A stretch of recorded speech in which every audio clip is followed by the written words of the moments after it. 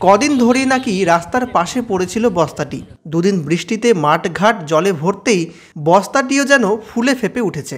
শুক্রবার এলাকার কিছু মহিলা শাক কুড়োতে গিয়ে পচা পচা গন্ধ তাদের নাকে ঠেকে। কৌতূহলের বশে বস্তাটিকে খোঁচা দিতেই যা বেরিয়ে এলো দেখে চমকে গেলেন স্থানীয়রা। দেখা গেল একটা পচা গলার দেহ, কিন্তু চেনার উপায় নেই। বেরিয়ে এলো বেল্ট আর জুতো। খবর পেয়ে ছুটে এলো পুলিশ। ধারণা দেহটি কোনো পুরুষ মানুষের। শুক্রবার এই কাণ্ড ঘটল রাজগঞ্জের আমবাড়ি বেলাকোবা রাজ্য সড়কে সুদামগঞ্জ এলাকায়। খবর ছড়িয়ে পড়তেই এলাকাবাসীরাও নাকে কাপড় চেপে এলাকায় ভিড় জমালেন। ভোরের আলো থানার পুলিশ দেহটি উদ্ধার করে পোস্টমর্টমের জন্য মেডিকেলে পাঠায়। পুলিশের অনুমান বেশ কদিন আগে থেকেই পচন ধরেছিল হয়তো। বস্তাটি অনেকের নজরেও পড়ে, কিন্তু কেউ এমন কিছু যে ঘটবে তার সন্দেহ করেননি। অনেক ধরে দেখলাম যে আমরা তো কোনো খোঁজখবর পাই নাই, এখানে আমরা খেতিবাড়ি করি না, এখানে এই জমিটা এমনিতে পড়ে থাকে।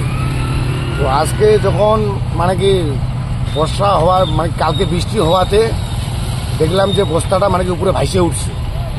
ভাইসে উঠাতে দেখা গেল যে ওখানে একটা লাশ পড়ে আছে।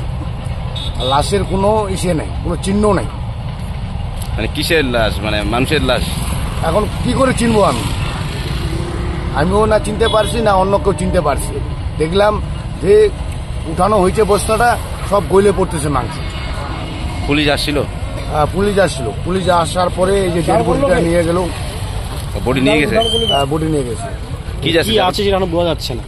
এখন কি আছে, ছেলে না মেয়ে কোনো বোঝা যাচ্ছে না, কিন্তু এখানে ছেলের মতো একটা জুতা পরে আছে, ওটাই দেখা যাচ্ছে। কিন্তু এখন জুতা দেখে তো মনে হচ্ছে যে ছেলে ছিল। এখন বডি দেখে বোঝা যাচ্ছে না যে মেয়ে ছিল। জায়গাটার নাম কি আছে এটা? দেবেন্দ্রপুর, সুদামগঞ্জের মাঝামাঝি। আপনার নাম? আপনার নাম? আমার নাম বাদল কুমার রায়। এর সঙ্গে থাকুন।